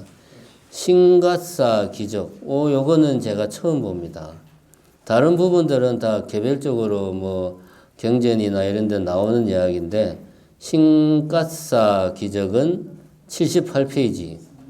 예, 두 번째 단락 보면 남방 테라바다 교단에서 이게 기존에는 이렇게 와라고 적혀 있는 걸 바로 많이 표기를 했어요. 그래서 여기는 테라와다라고 되어 있는데 기존의 책에서는 대개 보면 테라바다라고 많이 이제 표기를 하고 있던 겁니다. 아직은 좀 익숙하지가 않은데 어쨌든 테라와다 교단에서 특히 중요하게 이야기한다. 핵심은 보면 부처님이 어머니를 위해서 천상세계에 올라가서 아비달마를 설을 했다. 그래서 그 기간 동안 3달 동안 했는데 사리부타가 매일 천상세계에 올라가서 듣고 내려와서 그거를 다시 사람들에게 가르쳤다. 이렇게 이게 이제 기본적인 스토리의 맥락입니다. 이 기적은 실제로 그럼 이런 기적이 있었느냐? 그건 아니고 제가 볼 때는 소승불교, 그러니까 남방불교는 아비달마 불교란 말입니다. 사상적으로는 아비달마라고 하는 법에 대하여라는 말인데 부처님이 살아생전에는 45년 동안 법을 설할 때 어떤 전체적인 목차와 개요를 탁 정해가지고 체계적으로 법을 설한 게 아니고 그때 상황에 맞게 그 듣는 대상에 맞게 법을 설했기 때문에 이거를 어떻게 하면은 하나의 체계로 일관된 체계로 만들어낼 것인가가 부처님 사후에 스님들이 가졌던 숙제 중에 하나였죠. 왜냐하면 부처님이 나의 가르침은 이러한 기본적인 골격을 가지고 있고 여기에서 뭐 이런 내용들이 이런 관계를 가지고 전개가 된다라는 말을 안 했기 때문에 그때 대상에 따라서 짧게 그냥 한 법문들밖에 없으니까 전체적인 체계를 잡아야 되겠다. 요게 이제 부처님 사후에 불교의 가장 큰 숙제였고 요거를 이제 지금 우리가 말하는 남방불교에서는 아비달마라는 체계로 정립을 한 겁니다. 그래서 이 아비달마 체계에 대해서 어떤 권위를 부여해야 되겠다 해서 나온 게 이제 이런 신가사 기적이 아닌가. 저는 그런 생각이 듭니다. 왜냐하면 저도 요번에 이걸 처음 봤어요. 이런 내용은. 남방불교는 신가사 전설을 통해서 경률론으로 구성된 빨리 3장을 부처님 말씀으로 받아들인다. 여기서 경은 부처님이 설한 게 맞아요. 근데 율과 로는 그 부처님의 말씀을 부연 설명하고 체계화한 거예요. 그 뒤에 스님들이. 이게 부처님 말씀이 아니죠. 당연히. 근데 이거를 부처님 말씀만큼 권위를 부여하기 위해서 이런 신가사 전설 이런 것이 나온 게 아닌가. 이런 생각이 듭니다. 그 다음에 네 번째가 이제 외살리 기적 해가지고 불교 교단 내에서 분란이 일어나 시끄러워졌고 부처님조차 이 다툼을 말릴 수 없었다고 한다. 80페이지에 나옵니다. 부처님은 아무도 자신을 따라오지 못하게 하고 홀로 숲에 들어간다. 그래서 코끼리가 이제 코끼리는 물을 이제 길어오고 원숭이가 이제 꿀을 공양을 올리고 그렇게 했다. 요거는 어느 정도 앞에 말했던 이제 미친 코끼리 이야기라든가 이 이야기는 어느 정도 역사적 사실이 있는데 요거를 좀 더 이제 신화적으로 뽐뿌질을 좀 했죠. 근데 역사적 사실은 분명히 있는 것 같아요. 왜냐하면 교단의 분열은 분명히 있었고 그때 이제 부처님이 어떻게 대처했는가도 나오니까. 근데 그것을 이제 나름대로 이렇게 이제 표현을 한 겁니다. 여기에서 우리가 배울 수 있는 건 뭐냐 하면, 이제 부처님 같은 경우는 교단의 유지, 성장, 발전보다는 당신의 제자들이 어떻게 하면은 올바른 깨달음을 얻을 수 있는가. 거기에 관심이 많았던 양반이에요. 보면은. 그러니까, 만약에 부처님이 교단의 유지, 성장, 발전에 관심을 중시했다면 교단이 분열되려고 할 때 여기 나온 것처럼 그냥 혼자 숲속에 들어가지 않았겠죠. 무슨 수를 쓰더라도 분열을 막고 당신이 볼 때 문제가 있는 제자를 예를 들면 대받았다 이런 제자를 쳐서 쫓아내고 그렇게 했겠죠. 근데 그렇게 안 했어요. 왜냐하면 당신이 볼 때는 그런 것들은 부차적인 문제거든. 교단이 존재하는 이유는 그 교단에 있는 수행자들이 수행할 수 있는 여건을 제공해 주는데 교단이 존재하는 목적인데 그 이상도 이하도 아니다 이거지 부처님이 볼 때는. 그래서 제자들이 그 사실을 망각하고 막 싸우니까 아 내가 말로 해서는 얘들이 못 알아듣는구나. 그럼 알아들을 때까지 내가 좀 자리를 비워야 되겠다. 이런 생각을 하신 거죠. 부처님 경전에 보면 부처님이 이제 그런 이야기가 나옵니다. 마을 사람들이 이제 강물을 쓰는 것 때문에 막 싸움을 하다가 그것 때문에 나중에 이제 그 마을 사람들의 이제 이게 시주를 받고 사는 스님들까지 서로 입장이 갈라져서 막 싸워요. 그래서 부처님이 가서 비구들이여 싸우지 마라. 근데 또 비구들이 부처님 앞에서는 예 그래놓고 돌아서서 또 싸운 거야. 부처님이 세 번을 비구들아 싸우지 마라. 또 돌아서서 막 싸운 거예요. 부처님이 또 참 내가 보면 참 부처님이 인간성이 대단해요. 세 번째 또 비구들아 싸우지 마라. 또 돌아서서 또 싸운 거예요. 그러니까 나중에 이 마을 사람들이 스님들을 보고 저 스님들은 수행자가 아니다. 맨날 싸움만 하고 우리는 저 스님들한테 공양을 하지 말자. 그랬어요. 그럼 그때 부처님은 뭐 했냐? 세 번을 말했는데 못 알아들어. 아, 이거는 내가 말해서 안 되는 거구나. 하고 당신 혼자 숲속에 들어가서 조용히 수행을 했다. 그러니까 이제 마을 사람들이 시주물을 안 갖다 주니까 당장 이제 먹을 게 없으니까 아이고 큰일 났네 해서 부처님 계신 곳으로 와서 우리가 잘못했습니다. 부처님 다시 돌아와 주십시오. 그리고 이제 부처님이 다시 이제 돌아와서 그것이 이제 잘 마무리가 되었다. 뭐 이런 비슷한 이야기가 있어요. 이거는 거의 역사적인 사실에 기인하는 것 같아. 그 부처님이 어떤 이런 막 논쟁이나 분쟁이 일어날 때 어떻게 대처했는가 보면 말로 해서 안 되면 우리는 그렇게 하면 돼. 내 이해관계를 관철시키기 위해서 어떤 뭐 보이는 보이지 않는 뭡니까 권력을 막 써가지고 어떻게든 관철시키려고 하는데 부처님은 그렇게 안 했어요. 아, 내 말이 안 먹히는구나. 지금은 내가 말을 해도 이 친구들이 알아들을 수 있는 상태가 아니야. 아직은 내가 말해도 알아들을 수 있는 인연이 조성이 안 돼 있어.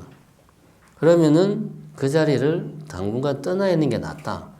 그래서 이제 보통 불교적으로 보면 세 번을 말해도 씨알이 안 먹히면 그 이야기할 필요 없다.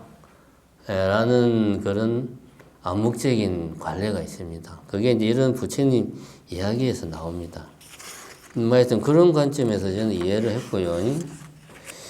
이제 부처님 열반 이야기를 좀 하고 마무리를 합시다.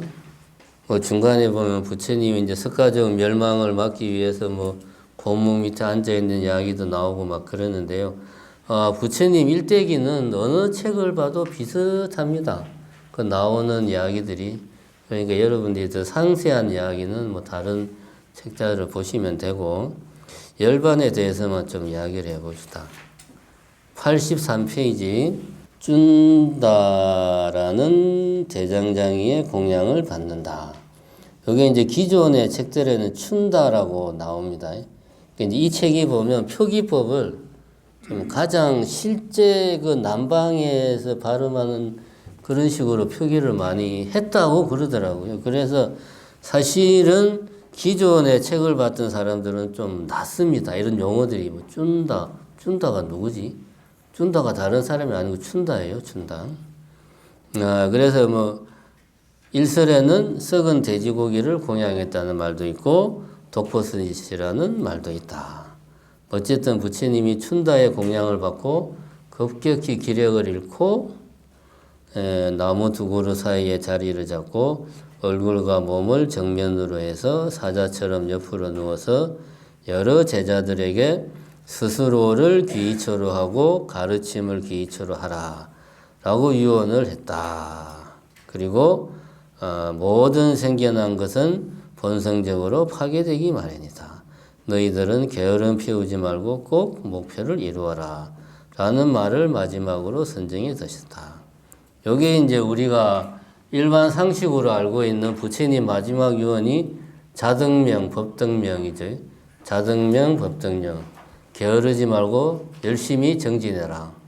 요게 이제 기존에 나와 있는 책들에 나오는 부처님의 유언입니다.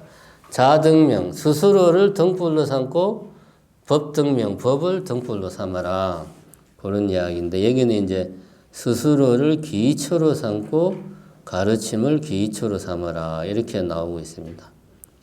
요게 이제 왜 이렇게 다르냐면 이 이제 그 빨리어의 등불하고 섬, 아이슬란드 하고 같대요.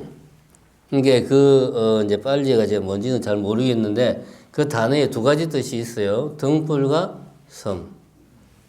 이게 기체가 아니고 두 가지 뜻이 있는데 번역을 할 때 옛날에는 이거를 등불로 번역을 했어요.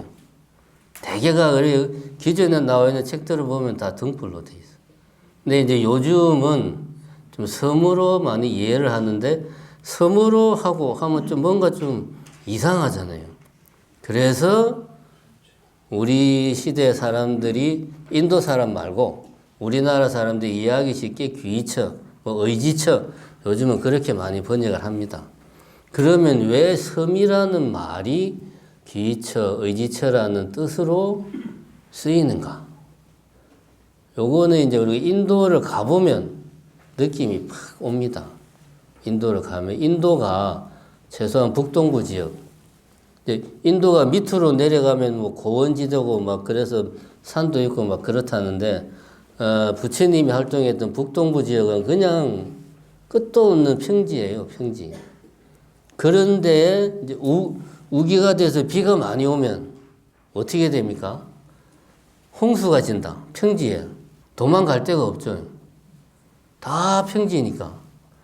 근데 그 중에 가끔 이제 우리로 치면 산도 아니고 그냥 조그만한 동산 같은 게 있어도 거기에만 올라가서 살 수 있는 거야. 뭐 홍수가 져서 물이 그냥 2m 막 차는데 한 4~5m 되는 야트막한 동산이라도 있으면 올라가면 살아요. 그래서 엄밀하게 말하면 섬은 피난처를 말하는 거지. 어떤 피난처? 홍수가 몰려올 때 이때 뭐 정신을 차리고 그러면 내가 저 홍수를 피하기 위해서 어떻게 해야 될까? 한번 커피를 한 잔 마시면서 차분히 생각을 해보자. 저 동산으로 올라가야 되겠구나. 뭘 챙겨서 가야 되지? 이게 아니잖아요. 그죠? 홍수가 몰려오면 일단은 도망가야지. 피난처, 그 섬으로. 그런 의미입니다. 그러니까 자신을 섬으로 삼고 법을 섬으로 삼으라는 말은 이 세계에 나에게 몰려오는 홍수와 같은 이 고통과 번뇌에 맞서서 네 자신을 그 피난처로 삼고 법을 피난처로 삼아라. 이거에 전적으로 의지해라는 말입니다. 그냥 저기도 한번 괜찮겠다 이게 아니고 홍수가 났는데 뭐 이것저것 따지고 여기가 나을까 저기가 나을까 그게 아니잖아요.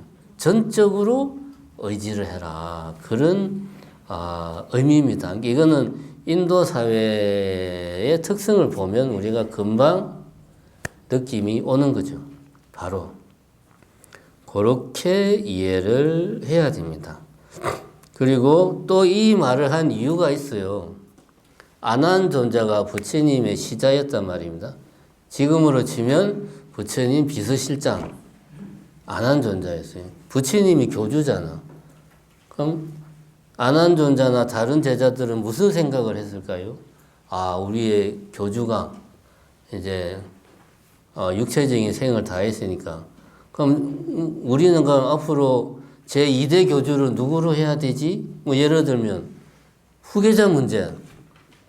이거는 너무나 현실적인 문제잖아요. 후계자를 누구로 해야 되느냐? 아니면 집단 지도 체제를 할 거냐? 아니면 누군가를 후계자를 할 거냐? 그런 이야기를 해달라.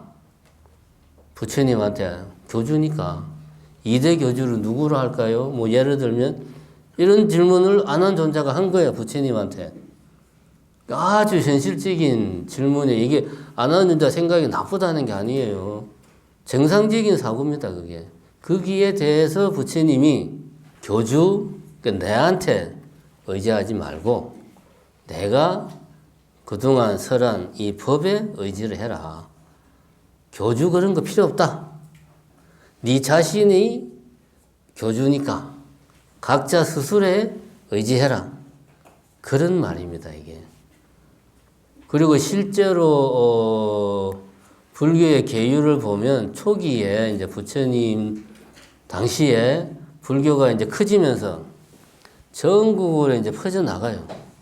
그러면은 이제 좀 지금이야 뭐 교통이 좋으니까 기차나 비행기로 아무리 몇천 킬로 떨어져 있어 왔다 갔다 하지만 2500년 전이니까 뭐 한 500km 정도만 떨어져 있어도 완전히 남이야. 왔다 갔다 하려면 큰 마음 먹고 1년에 한두 번 와야 돼. 그래서 그런 문제 제기를 합니다. 어느 지역에서 우리가 따로 교단을 이렇게 만들어야 되는데 부처님 계율을 그대로 다 적용을 해야 되냐 말아야 되냐 어떻게 해야 됩니까? 그러니까 부처님이 중요한 것을 지키고 사소한 것들은 그 지역에 맞게 해라. 이렇게 이제 이야기를 합니다. 이런 맥락에서 봐도 부처님은 어떤 불교 전체를 하나의 통일된 교단으로 내가 이끌어 가야 되겠다 이런 생각이 없었어요. 그리고 오로지 교단은 그 안에 있는 수행자들이 수행할 수 있는 여건을 제공하는 것으로 이해를 했다. 그러니까 뭐 이대 교주 이런 거 필요 없다 이거지. 네 스스로가 교주니까 네 스스로를 의지해서 열심히 수행하고 내한테 의지하지 말고 내가 지금까지 설했던 그 가르침, 법, 인연법에 의지해라. 그런 이야기입니다. 그러니까 이게 이제 부처님이 교과서적인 이야기를 한 게 아니고 아주 현실적인 지침을 내린 거죠. 내 사후에 너희들이 이 교단을 어떻게 이끌어 나갈 것이냐에 대한 기본적인 지침을 제시를 한 겁니다. 너희들이 열심히 수행만 하면 교단은 다 유지가 되니까 쓸데없는 생각하지 말고 수행만 열심히 해. 그거죠. 핵심은 그겁니다. 뭐 쉽게 말하면 아주 단순화시키면 그겁니다. 그렇게 이해를. 그래서 그 뒤에 게으름 피우지 말고 열심히 수행하라고 그러잖아요. 다른 건 다 필요 없다. 열심히 수행해라. 그 이야기가 나옵니다. 그리고 또 부처님 유언 중에 그런 것도 있어요. 내가 이제 죽게 되면은 뭐 이런 답이 치르거나 장례 이런 모든 것들은 제가자들에게 다 맡기고 출가자들은 그런 거 일체하지 마라. 그렇게 이야기를 해가지고 이 모든 것들은 제가자들이 다 했어요. 장래에 관련된 모든 것들은. 근데 또 실제로 보면 또 그렇게 하려다고 또 그대로 안 하잖아. 그래가지고 또 부처님 제자들이 보면은 이 장례 진행 과정에 들어가가지고 뭐 감내나라 콩내나라 말도 하고 뭐 그랬다는 이야기들이 이제 경전에는 없고 계율에 보면 나옵니다. 계율에 보면. 그 다음에 이제 마지막으로 85페이지에 반열반이라는 말이 나옵니다. 이 반열반. 83페이지 마지막 줄에 부처님은 북쪽으로 머리를 두고 서쪽을 향해 누워 조용히 눈을 감았는데 이를 반열반 또는 열반이라고 한다. 부처님이 돌아가신 것을 반열반이라고 한다. 그 말이죠. 또는 열반이라고 한다. 우리가 일본 영화를 보면, 일본 애니메이션이나 일본 영화를 보면, 그 일본 애니메이션 중에 뭡니까, 블리치라고 하나 아주 유명한 애니메이션이 있어요. 이제 거기 하여튼 있는데, 어쨌든, 일본 애니메이션은 보면은 그런 이야기들이 많이 나와. 어떤 사신 이야기, 다른 세계 이야기, 그런 게 많이 나오는데, 핵심은 그게 아니고, 그런 걸 실제 일본에서 그렇게 말을 하는지는 모르겠고, 일본 영화나 일본 애니메이션을 보면 사람이 죽으면은 성불했다라는 표현을 써요. 우리는 성불했다 하면 이제 부처됐다는 말이잖아. 처음에는 이게 헷갈려. 처음에는. 이렇게 죽어서 좋은 데 갔다라는 표현을 성불했다라고 이렇게 표현을 합니다. 그 배경에는 뭐냐 하면은 열반을 어떤 죽음과 동일시하는 육체의 죽음과 동일시하는 그런 사고방식이 좀 있습니다. 그 배경에는. 그죠? 성불하는 게 열반이니까. 그런 사고방식이 어디서 나왔냐? 여기서 나왔어요. 반열반 또는 열반. 부처님의 죽음을 반열반이라고 말한 데서 비롯된다. 열반이 육신의 죽음이 열반이냐? 그건 아니죠. 두 가지 설이 있습니다. 첫 번째는 반열반은 우리가 알고 있는 열반, 니르바나, 번뇌의 불씨가 완전히 꺼진 상태.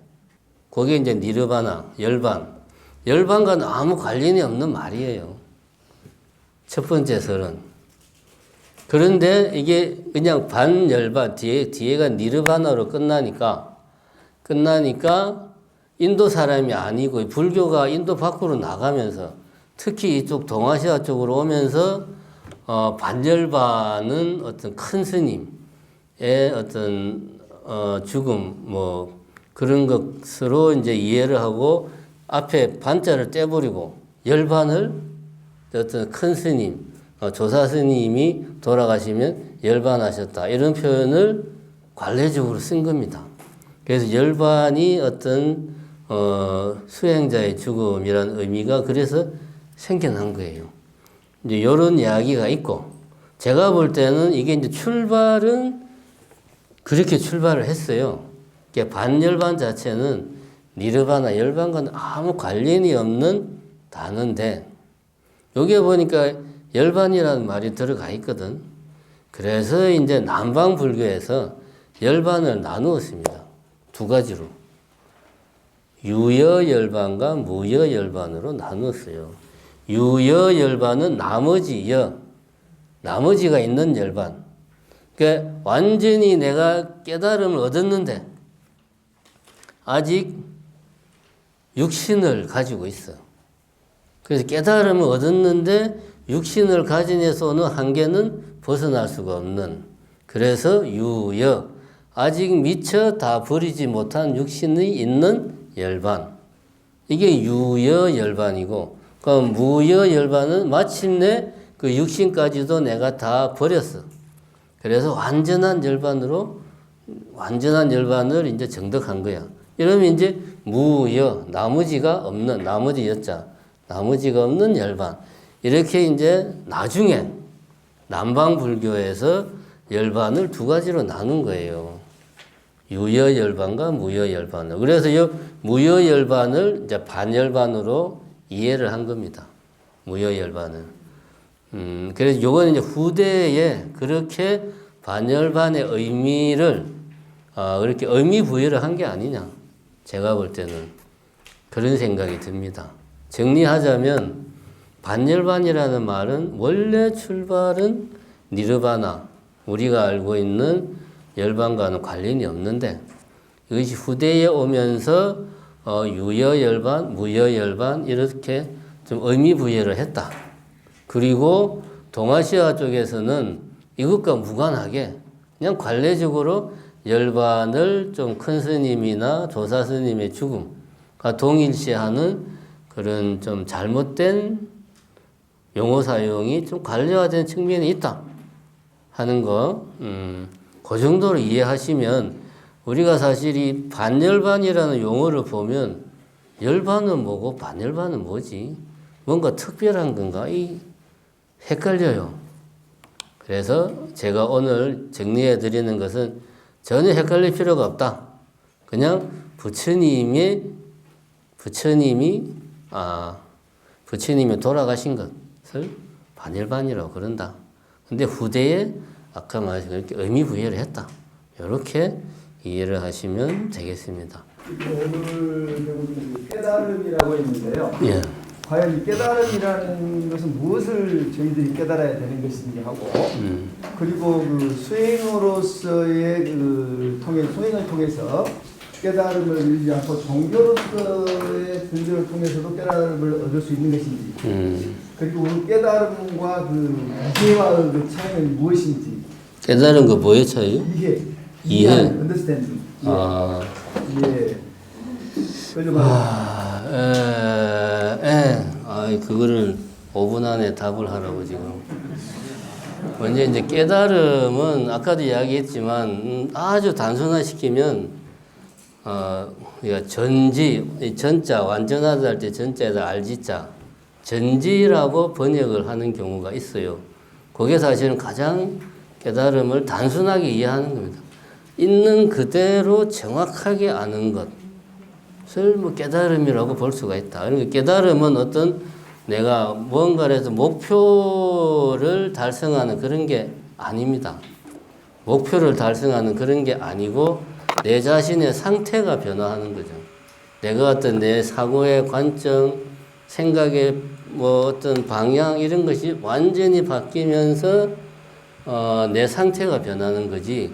내가 이 상태, 내가 여기서 어떤 다른 저기 어딘가로 간다든가 내가 지금 중생의 몸에서 신통력이 막 생겨가지고 막 그렇게 전혀 다른 사람이 된다든가 이런 걸 말하는 게 아니고 내가 지금 가는 이 몸과 이 정신 그대로 가지고 내가 사고방식부터 정신적인 모든 것들이 완전히 바뀌어 있는 그렇게 이해를 해야 되는데 그것은 전지 완전하게 올바르게 이해하는 것을 바탕으로 해서 내가 바뀌는 것까지 포함해서 깨달음이라고 이해를 해야 되고 두 번째로 그냥 이해하는 것과 깨달음이 어떻게 다르냐 아주 단순하게 이야기를 하면은 제가 이제 자주 쓰는 비유인데 담배가 몸에 안 좋다라는 것은 내가 충분히 알아. 아는데 담배는 이러저러한 이유로 건강에 나쁘다라는 걸 알지만 담배를 못 끊는 거고 담배는 이러이러해서 몸에 안 좋아. 그러다가 어느 순간 어떤 계기로 내가 뼈에 사무치게 담배의 그 해악을 온몸으로 느끼고 그 순간 내가 담배를 끊었어. 완전히 끊어가지고 내 안에서 니코틴이 완전히 다 빠져나갔어. 그러니까 그 상태하고 담배는 이러이러해서 몸에 안 좋은 거야 라고 이해하는 거하고는 완전히 다르죠. 요게 이해하는 거하고 깨달음의 차이다. 그 다음에 종교적인 깨달음과 뭐 아까 수행으로 깨달음이 다르냐. 깨달음은 뭐 종교로서의 깨달음이 따로 있고 수행으로서의 깨달음이 따로 있는 게 아닙니다. 다만 방법이 좀 다른 거죠. 방법이. 깨달음으로서, 이게 수행으로서의 깨달음은 이제 이런 거죠. 내가 고타마 시타르타처럼 이 삶은 고통이 만연해 있구나. 우리의 삶은 고통을 벗어날 수 없는 상태에 우리가 놓여 있구나. 라는 것을 내가 절실하게 느끼고 그것을 벗어나기 위해서는 어떻게 해야 되나? 내가 수행을 해야 되는구나. 해서 흔들림 없이 수행을 열심히 해서 깨달음을 얻는 게 이게 이제 깨달음, 수행으로서의 깨달음이다. 그럼 종교로서의 깨달음은 뭐 종교로서의 깨달음이라 표현을 했지만 굳이 말하자면 제가 아까 믿음에는 욕망과 또 다른 믿음이라는 요소가 있다 하고 말을 했는데 종교로서 깨달음, 뭐 종교라는 방식을 통해서 깨달음을 얻으려면 욕망이 있어야 돼요. 내 안에. 예를 들면 우리 아들이 이번에 수능 시험을 쳐. 어떻게 해서든지 우리 아들이 붙었으면 좋겠어. 그 간절한 마음이 내한테 있는 거예요. 아주 간절한 마음. 내가 뭐라도 해야 되는데 뭘 해야 될지 모르겠어. 근데 옆집의 아줌마가 그러면은 정심사에 가서 수능 기도를 접수하고 100일 기도를 열심히 하세요. 그러면은 이제 100일 기도가 뭔지도 모르고 정심사를 가서 그냥 열심히 그냥 스님이 하라는 대로 기도를 한 거예요. 관세음 보살을 그냥 열심히 한 거예요. 하다 보니까 나도 모르게 어떤 내 마음의 정신이 집중되고 잡념이 없어지고 그러면서 정신력이 강화되고 꼭 그런 건 아닌데 삼매의 경지에 내가 도달해가지고 마침내